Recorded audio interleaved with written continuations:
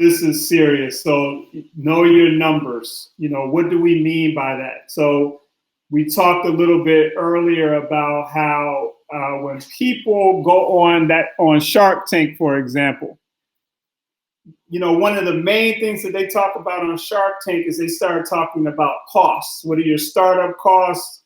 What is the cost for you to produce the product that you're up here pitching? As an investor, one of the things you want to talk about always is going to come up is the payback period. So what is the period of time that I'm going to get paid back? Your break-even point. So you're doing business, you're spending cash. At a certain point, you hope that you're going to break even. And then you think about the gross profit, right? And so these are just a few examples of numbers that you're going to be expected to actually know. So we're talking about concepts, but if you were in front of an investor, they want to actually know, what is the actual startup cost? What is the number? Is it 100,000, 75,000? What is it? And so at that point, you would need to know what those numbers are and be able to articulate them to the investor. Hey, listen, man, I work with a lot of folks. You work with a lot of folks. There are a lot of folks that are truly intimidated by these numbers, man. I know a lot of folks. They've been in business for a number of years, and they can't tell you anything about these numbers. But this conversation is for the folks. We're not here to try to convince you about anything. We're not here to motivate you to be this exceptional business owner that is trying to attract investors.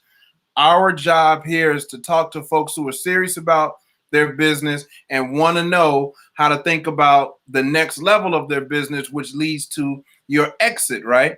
But you can't get to an exit until you start to really own your numbers, your ratios. We didn't even get into burn rate. We didn't get into churn. We didn't get into cash flow. We're just talking about basics. ROI, ROS, what's the date that I'm going to get my money back? And do you find that it's also true that investors aren't going to wait 3-5 years for their money? There's this window of 12 to 24 months, maybe. What's your take on that as well? Yeah, I definitely agree. So, most investors are not looking to lock up their money for years on end. There definitely is an expectation that they're going to be able to receive their return on investment relatively quickly.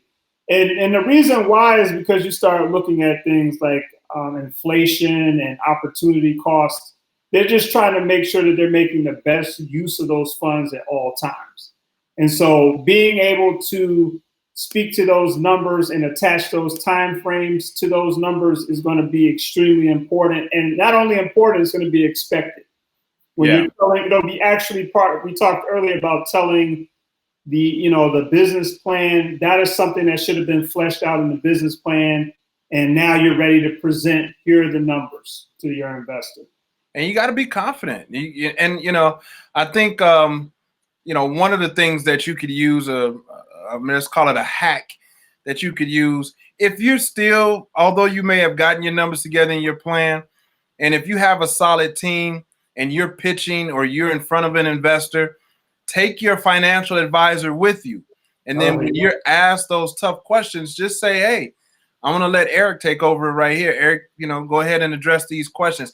That's not a terrible thing. That actually shows your intellectual IQ, your entrepreneurial IQ, and shows that you have a team that is also competent and on top of it, just as you are as the CEO or founder. No question. I couldn't agree more. And we talked about this earlier. At the end of the day, we're trying to make this business as attractive as possible. Right. We all go outside every day. We got our little jackets on, our hat and everything. We're trying to look attractive. We're trying to look good. But we got to continue to translate that into our business. So yes, the deeper your bench, the more professionals you're able to bring to the table. Like you made a great point.